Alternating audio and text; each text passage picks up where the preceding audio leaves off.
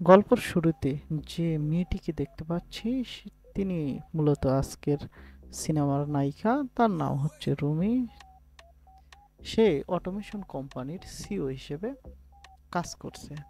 তার স্বামী একজন মিডিয়া থিয়েটার ডিরেক্টর। তার দুইটি মেয়ে রয়েছে।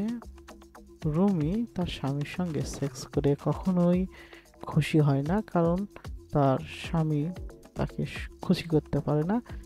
রুমির চাহিদাটাই অনেক বেশি, যার কারণে তার স্বামী চেষ্টা করলেও তাকে খুশি করতে পারে না।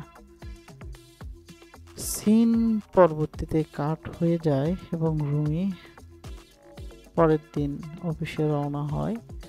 ওর অফিসে যাওয়ার সময় একটা কুকুর তাকে ধাওয়া করে এবং কুকুরটাকে সামলায় একটা যুবক, তরুণ একজন যুবক। সে কিন্তু রুমির কোম্পানিতে নতুন জয়েন করেছে। ঘটনাচক্রে রুমি তার অফিসে আসে এবং তার অ্যাসিস্ট্যান্ট বলে যে আজকে তাকে কিছু নতুন এমপ্লয়িদের সঙ্গে কথা বলানো হবে। তার মধ্যেই দেখে সেই নতুন এমপ্লয়িটি, যার নাম হচ্ছে জোশ। সে রুমিকে অনেক ধরনের প্রশ্ন করে এবং রুমি সেগুলোর উত্তর দেয় এবং অবাক দৃষ্টিতে তার দিকে তাকিয়ে থাকে। আগে কখনো কেউ তাকে এরকম সরাসরি প্রশ্ন করে নাই।